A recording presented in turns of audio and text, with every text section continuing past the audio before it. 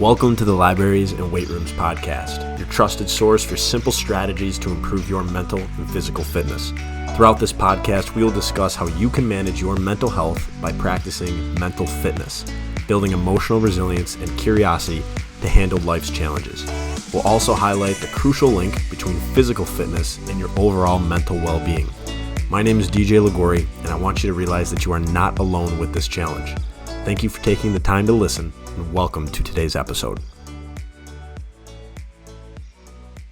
What is up, everybody? Welcome back to today's episode of the Libraries and Weight Rooms podcast. I hope everybody had a fantastic Thanksgiving holiday with family and friends. I hope we all ate a ton of food. And I hope we all laid around and watched football for the rest of the day like we typically do on Thanksgiving. I had a great Thanksgiving in Rhode Island. We went and saw my sister, and a couple of my mom, my dad, and my grandmother came down there as well. Had a fantastic week there, and it felt like Thanksgiving. It was cold. It was windy. There were leaves everywhere. It didn't feel like what I was nervous Thanksgiving was going to feel like in Florida, where there's still palm trees, beaches, and warm weather, right? It actually felt like Thanksgiving in Rhode Island. So that was a great week. So today, what I want to do is I want to talk about a story that happened to me when I was younger that taught me a pretty valuable lesson. And I didn't realize it in the moment of the actual scenario when I was actually in this story, yet I realized what it ended up teaching me later on in life. And I don't even really know why I did what I did in this story, because I was so young when I decided to actually do it.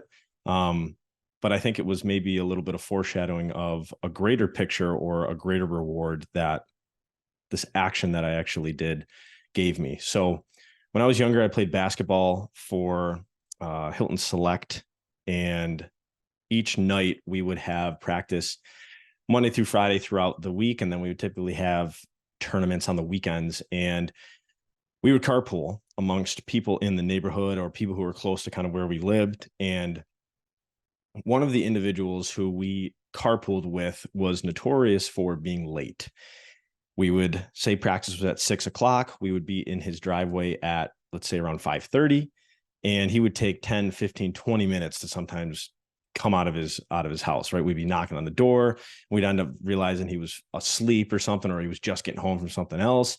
And we had to then rush back to practice. And so one of the days, this individual was late per usual, and we ended up flying to practice, got there probably about 5 minutes late. And myself, along with the other three individuals who were in this car, we ended up walking in late to the practice.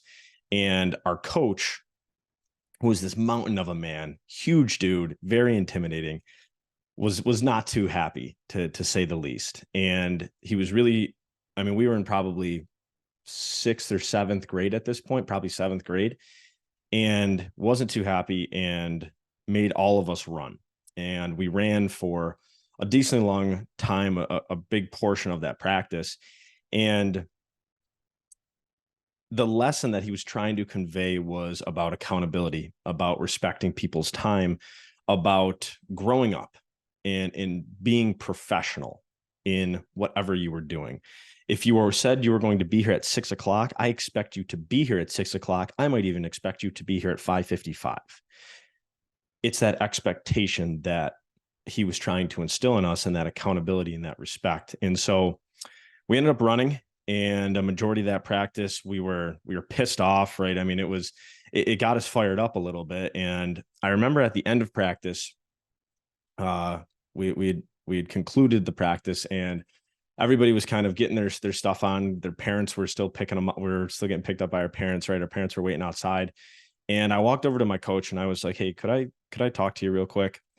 And I kind of pulled him to the side and I apologized. And I said, "Listen, I'm sorry for myself, along with those other three guys coming in late." I said that it was my fault. And it won't happen again. I promise. And being like a young kid, 6th, 7th grade, he looked at me and I could tell that he was really appreciative of the apology. And he shook my hand and he goes, "I know it's not your fault." He said, "But I really appreciate you actually having the courage to actually apologize for whoever's fault it is." And I think he knew whose fault it actually was, the individual who was who was causing us to be late to practice. And nonetheless, I still just wanted to apologize because I realized that I could still be a part of that problem. There are things that I could do to help better mitigate this scenario and help us get to practice on time. I could have told this individual, hey, we're going to be at your house at 5:15, right? Or I could say, hey, we're not picking you up anymore, right? Or I could say, hey, if you want to get a ride to practice, you come to us, right? Like there's multiple different things that I could have done to mitigate the problem that was us showing up late to this practice. And my coach really, like I said, he really appreciated the apology. And the next practice, we got there on time. I made sure we got there on time. The next practice, before we officially had started off the practice, he actually made a note of me apologizing. And he said, after last week's practice, DJ came up to me and apologized for those guys who came late. And he goes, I know it wasn't DJ's fault, but he had the heart to actually apologize for all of you. So if you guys came late, I recommend, saying thank you to DJ. And it was this really cool moment where I wasn't expecting any of that in return, yet I was very grateful that I think I made the decision to actually apologize because I just thought it was the right thing to do. And I didn't want my teammates to have any negative repercussions of something that I was starting to believe that I could have technically better managed, and realizing that I was still a part of this problem. And that's the greater picture of this topic today is we're going to have problems in our life. We're going to have challenges in our life. And a lot of the times I think we might look outside of ourselves and think, oh, it's because of this person, or it's because of this lack of resource, or it's because of this scenario or in this environment. When really, I genuinely believe that leadership is the act of understanding, all right, how can I ultimately influence this behavior? Sometimes I might not be able to control the result, yet I can change my behavior to then help us get closer to a result that we might want. So how am I actually being part of the problem here?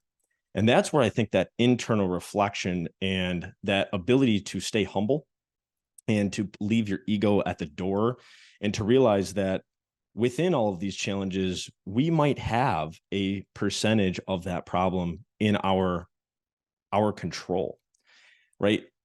With that individual who was coming late to practice, I outlined 3 different things that I could have done to better manage that challenge. And I heard something once that said the first to apologize is the bravest. And when I read that, I was like, well, we have to be careful that we don't just launch out apologies, half-assed apologies that don't really mean anything, because then our apology is going to lack credibility. I think the first person to apologize and actually mean it is the bravest. And I say that because when we apologize to someone, we are basically letting our guard down, right? We are being vulnerable. Our ego is being severely suppressed. And we are saying, hey, here's where I was wrong. Okay. Here's how I want to try and correct it moving forward. There's no point in apologizing if we don't make a change after it. If nothing changes, nothing changes. So once we make that apology, once we realize where we could be a part of the challenge, then the next question is, what's the change? What's the behavior change that's going to help us, that's going to at least try to get us closer towards whatever that result is that we want? And I think this also connects really nicely to Jocko Willink's idea of extreme ownership. And I remember listening to a lot of his podcasts when he would have on, like when he had on Admiral William H. McRaven. And it was so cool to listen to the way that these two men talked about leadership and how if one of their guys did something that wasn't necessarily the right thing to do in that moment, they blame it on themselves. It was extreme ownership to its most pure form. They were saying, I, as a leader, did not prepare that individual or did not connect deep enough with that individual to make sure that they did the right thing in the scenario. That's my fault. And that to me is such a beautiful way to look at leadership and such a beautiful way to look at staying humble and apologizing and realizing that we are all students amongst this whole journey of life. We're all students amongst leadership. We will never get to that point of I am the teacher of this. We can be better students than others, We can be farther along than others. Yet I just genuinely believe that we will never necessarily get to this point where I know everything, right? I have the answer to everything. And I often have noticed that some of the people who I've perceived to be the leaders of, whether it's leadership, whether it's human connection, behavior, inspiration, whatever we want to talk about it, I've noticed that those people are actually the most humble. Those people are actually the ones to want to continue to learn more. Those people are actually the ones who might apologize and say, you know what, I was wrong there. I didn't look at that the right way. Can you help me see this in a better light? Can you help me understand from your perspective, how did I approach this? And that's something that I think is just extremely valuable, because we are all going to go on our own endeavors, and we're all going to run into these problems. And we all at some point are going to have to realize, how am I actually a part of this problem? And it might be a very small part that has a huge effect. It might be something that you didn't say, or something that you didn't do, or something that you could do moving forward that you might think, it doesn't seem like a huge change in the greater scheme of things. Yet if I make that change, it's going to have that compound effect. And that's ultimately going to get us closer towards whatever it is that we want. And so that story of me apologizing and me realizing that if you look at it from like a macro perspective, it might not look like it was my fault. Yet I realized in that moment, I'm part of this problem. I'm 100% part of this problem. I don't maybe know exactly where yet, but I still believe I am a part of this problem. And when I apologized to my coach, and I remember him being like almost surprised.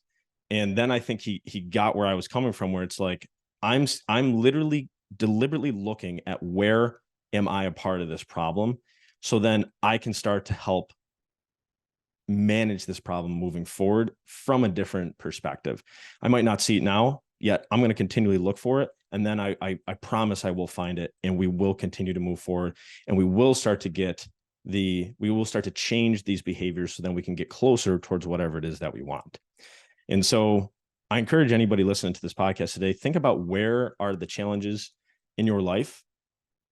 And ultimately, if you want to find the solution to that challenge, look in the mirror, right? There's some part of that challenge, or some part of that adversity, that problem, that you are genuinely a part of.